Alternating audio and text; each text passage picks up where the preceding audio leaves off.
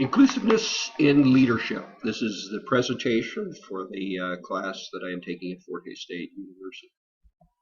Part one, we are to review two articles, which I did. They're included in the bibliography here. They are Inclusive Leadership's Critical for Competitive Advantages, which was done by the Berlitz Cultural Insight Series, and Diversity in Part of Our Success in Leadership, which is done by the EY, Building a Better World, are the two articles that I'm using. So first of all, taking a look at the Berlitz article, the article talked about cultural diversity without inclusion does not work. Diversity exists today in just about every part of the world and every industrial sector. As the world becomes flat and organizations continue to globalize, a diverse workforce is becoming more commonplace. Successful organizations share one common characteristic. They are learning how to leverage diversity to create an unlimited and inclusive global culture. To be successful, organizations and corporate leaders must embrace the diverse people and represent and demonstrate the inclusiveness for all these diverse various groups that are part of the organization. The global trends that we see is that the workforce is advanced, industrialized economies are maturing, the percentage of immigrants and minorities in the workforce will continue to increase.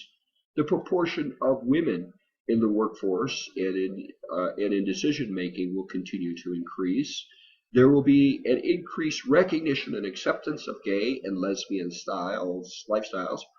People with disability will be increasingly represented in the workforce. There will be increased crossover and cross-boundary influence and dependency. And several generations with different needs and learning styles will be represented in the workforce. Understanding diversity and inclusion. Diversity in the global context cannot be defined as visible and invisible differences, thinking styles, leadership styles, religious backgrounds, and sexual orientation, age, experience, culture, and etc.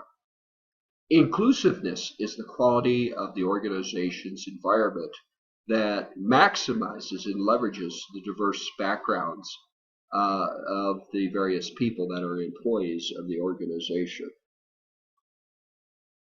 The role of leaders in the journey toward. So the question becomes, how do we put the various principles together to become an inclusive leadership? Well, there are four key skills that are fundamental to developing a cultural agility.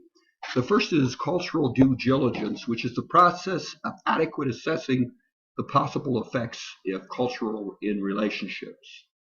The second is style switching, the ability to use broad and flexible behavioral repertoire to accomplish one's goals.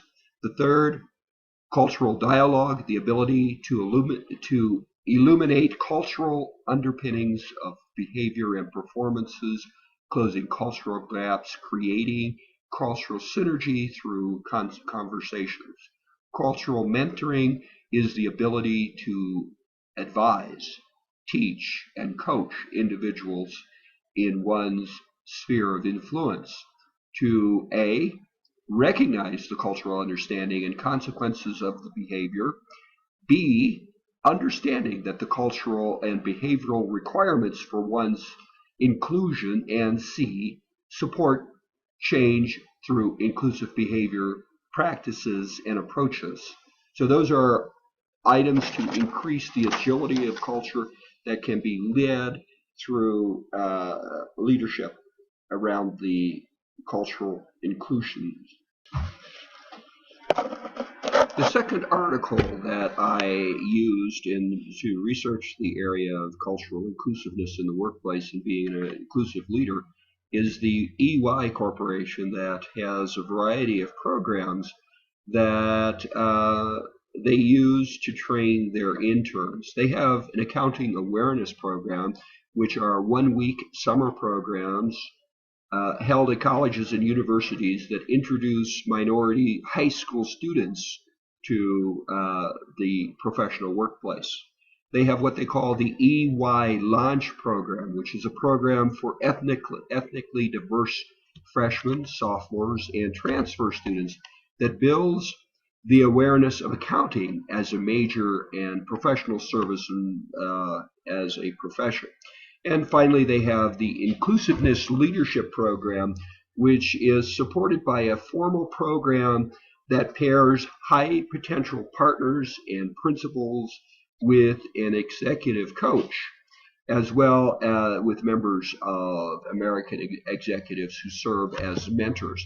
So these programs make it possible for developing inclusive leadership. And what I'm going to do now is to talk about what ideas I have from the courses and the research that apply to developing these inclusive leaderships. First of all, I did a leadership philosophy of Terence Steele. He describes transformational leadership, which is a process of mutual exchange between leaders and followers. And so this is a type of leadership that is very cooperative. Leadership approaches their followers offering to exchange one thinking for another. And while they are doing this, they are future oriented. So they're trying to take a look at how this may affect what the corporation is doing in the future. And of course, we have the 5 practices of exemplary leadership from Cruz and Posner that you see here. And of course, if we're going to develop inclusive leadership, these principles will start out with modeling the way means that you are clear about your own values and the vision that you have, that you share values with others.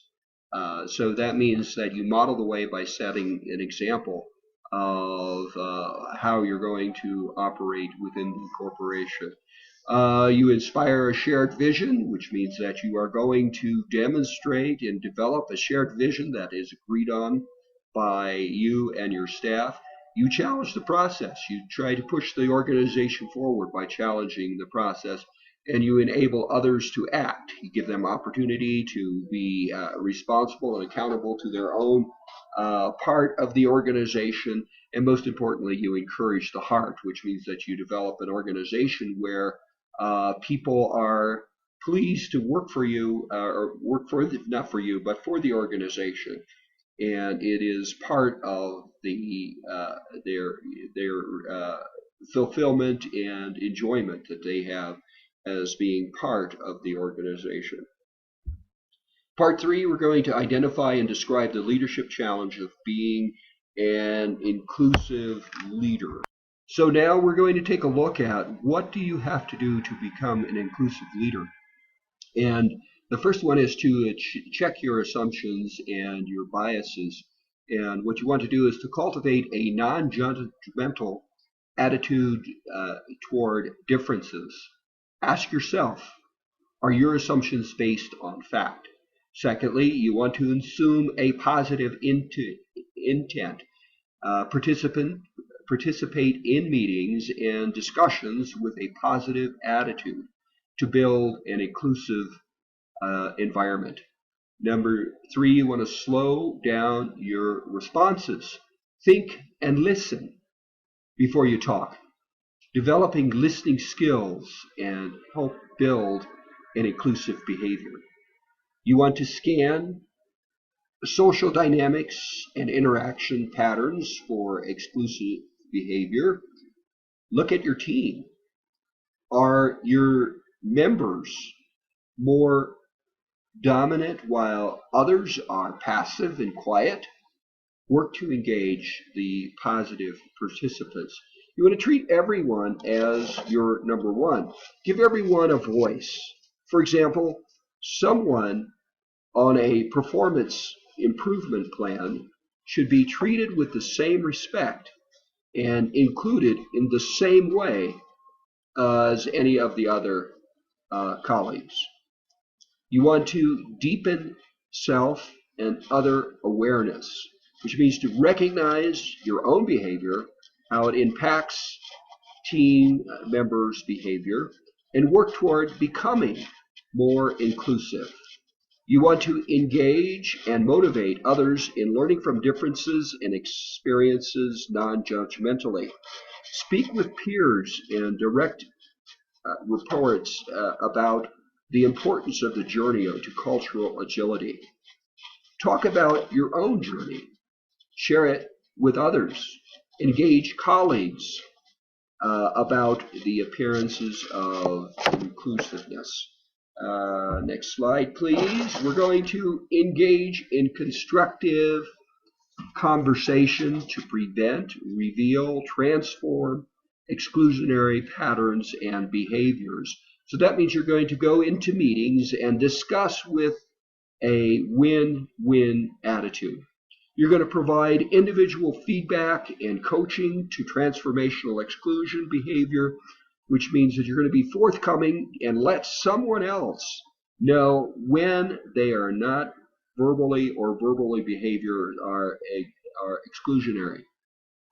And finally, you're going to model inclusive behavior in your sphere of influence. Of course, this is just like the leadership challenge. You're going to let leaders lead by example. That takes us to the end of the presentation. Thank you very much for your attention, and I hope this helps to move your organization along the path of becoming a more inclusive leader.